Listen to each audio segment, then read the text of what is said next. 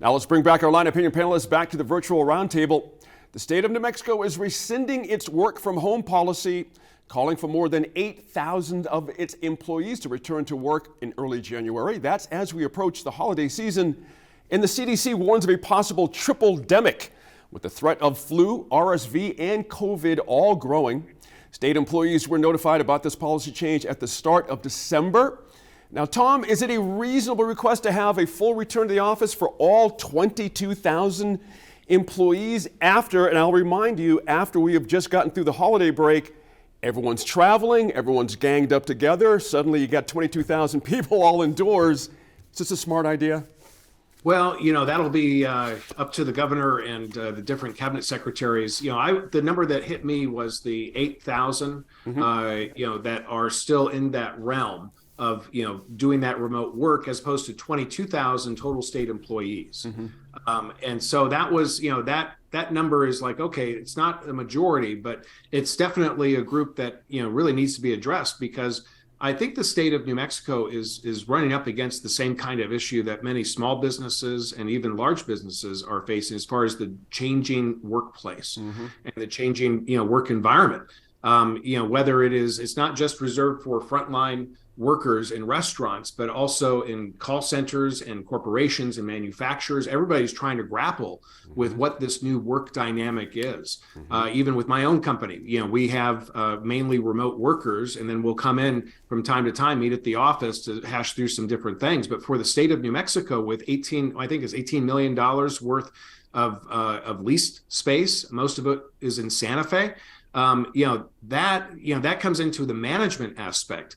And so, is the state being a good steward of the resources that it manages? And I think bringing the employees back, I think is something that should be, strongly considered. If that's the work model of showing that you're an efficient use, that you're using state resources efficiently, then they need to be able to bring them back or find a way to. I want to make sure I'm clear on what you're saying, Tom. I mean, you're talking about, satisfying a need to pay for something that's already been paid for versus folks' health. Why should the $18 million worth of state buildings not being used even be in the conversation about health? Because it was actually, I was framing it more as just a workplace issue as opposed to a health issue. Right. From the health issue, you would have to assume that, there was, that the environments can handle, have been upgraded since COVID, and are safe to come back. That was the base. That was the bottom line assumption. Because I don't think anybody would want any workers anywhere, regardless if they're government or private sector, going into an environment that's not safe. That was never the, if that was the way it came across, definitely not the case. I'm just saying that there's a new workforce dynamic out there that was created as a result of the COVID pandemic. And, clearly we're not necessarily through that. We were through an aspect of it, but now there's been a resurgence. So, a lot is up in the air, but I'm just saying that when you look at the resources the state has, it's quite a conundrum for the state of New Mexico, but they're not alone. There are private businesses that are in that same position as well. Exactly. Inez, should the state have spoken with union leaders before announcing this policy change? Should they meet now? It just seems like it caught the union completely off guard, even though this was announced, just a little bit ago. It just seems like an awfully short turnaround. I'm curious your sense of that. I think that consultation is always a better idea than surprising people. And when you think about returning to work, obviously for the state, the focus has to be on serving taxpayers and spending their money wisely. And it's very difficult to look and figure out the exact best way to do it in every instance. It's much easier to say, let's all go back to work. But going through each type of job and getting supervisors to say this is what would work with some people in, some people out is hard. So sometimes I think people get tired. And is that a good enough reason not to do it just because it's hard? No, I think there should be consultation. And when you think about it, learning in December that you're going back to work January 1st, think about if you're working at home and your kids come home after school. you have to get childcare all of a sudden. If you're taking care of an elderly person while you work, there's just so many work-life things that have to be worked out that I'm hoping that the state will enter into some sort of consultation and perhaps delay it. And at the same time, start setting their building needs so they can reduce their profile. Right. You don't need as many offices if you're going to have office shares and maybe 3 days at work, 2 days at home. I mean, there's a lot of ways to do this that will serve the public, serve the workers, and deliver the results that people need. And I would, first of all, if I was a worker, I would say, what is your ventilation situation, and is the air being changed frequently? Thank you. Yep. That would be my first question. And if it's not, I don't think anybody should have to risk their health to be at work. And one other thing, if I'm a rural representative, and let's say I'm conservative and I think everyone should be back at work, one thing I would think about, the more remote work that you can do, the more jobs there's going to be in places like Tucumcari or Jal or far off states. Not everyone has to live in Santa Fe and Albuquerque. So look at this as an opportunity to expand jobs with the state all over and really revitalize rural economies. That's an interesting point. No, would not have thought of that. I want to remind folks, as you're watching this on Friday night, we are taping this just a couple hours before the Department of Health has a big press conference at 1 o'clock today, as we're doing this on Thursday.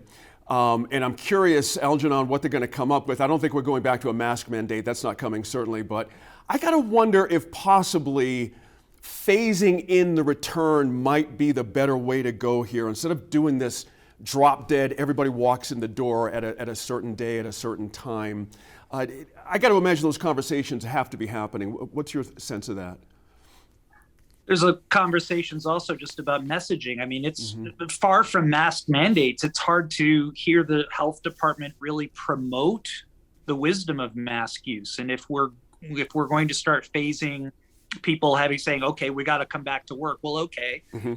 Not just ventilation, but can you adjust the space so that you can space people apart? Will we normalize masks? And there's really a sort of a cultural and ethical choice that is being made. And I hope we can make it consciously. Are we going to emphasize productivity, which is important, especially in government work, because customer service is extremely important and wise use of public funds, sure. Right. But are we also going to address the ethos of public health and how to live and work healthily? And if we feel that we cannot accommodate remote work, first of all, we have to take into account what that means for people in terms of, do I have someone vulnerable at my home? Do I have obligations over the last 2 years that I now have to make other arrangements for? What is the expense involved in restoring my commute? All of that, plus, do I feel safe and healthy in my workplace? And do I feel like if I wear a mask, I'm going to have to constantly do apologetics and explain this? Or will it just be accepted as, yes, we wear masks to curb the spread of these viruses that are in our news headlines? Interesting point there.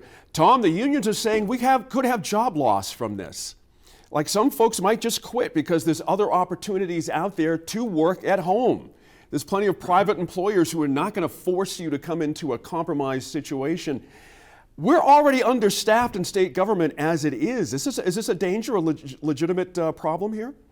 Oh, it's one of the many unintended consequences that need to be weighed as the state looks at what its next steps are with regards to remote work policy. Right. But I also think that there's another number here that really jumped out at me, which really just shows how thin that available workforce is, or qualified available workforce, and that 61% of new hires lasted their first year during the 2022 budget year. Wow. I mean, to have that kind of attrition is just, I don't know how many jobs that 61% represents, but that's an HR department that is just churning through a lot of applications and a lot of people. So, wow. I think that there are larger issues that could potentially be at play, but yes, that law of unintended consequences, what's going to happen if we phase it in or do it all, cold turkey? I think Inez brings up a great point about, maybe economic development, having that be an economic development initiative.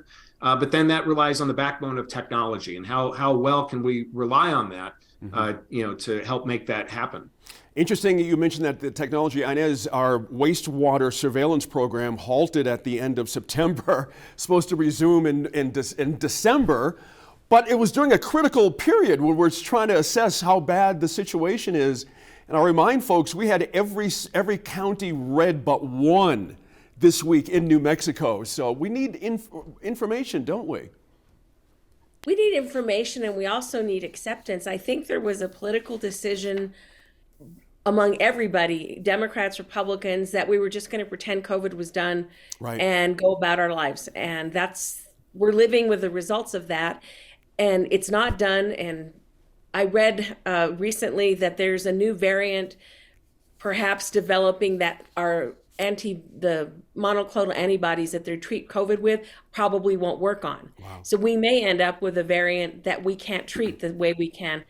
And the reality is, despite what Dr. Schmieda's tweets, masks do work, social distancing works, ventilation works. And, I was thinking about if you're commuting and you're riding in the commuter buses, sitting in a commuter bus 2 hours a day with people. Yep. All of those things are places where you can get very, very sick. Mm-hmm. And one more point about working at home, if you can figure out a schedule where people can spend a couple of days, some days in the office, do both, just think of how many cars you're going to get off the road and how much that's going to reduce gases that cause climate change. Fair point. So there's a lot of, I think, reasons to make the transition to our new way of working. It's just complicated and it's hard, but I really believe if we think about it, we can do it and serve the people of New Mexico and spend their dollars wisely. Excellent points there. Just a reminder to folks, we've got a junior high school in Portales closed this week because RSV is raging through students and staff is sick. There's not enough staff to open the school. So there you go. Thanks again to our line panelists. We'll be back for a final discussion on bus fares and access to public transit after action from the Albuquerque City Council. That's in about 10 minutes. But first, we're zeroing in on a new poll that shows widespread support for modernizing the state legislature. That could include changes like lengthening sessions, expanding legislative staff, here, and paying lawmakers. In a recent Facebook Live interview, I spoke with Mario Jimenez, the executive director of Common Cause New Mexico, about what the poll found and asked if we could see any of those changes as early as 2023.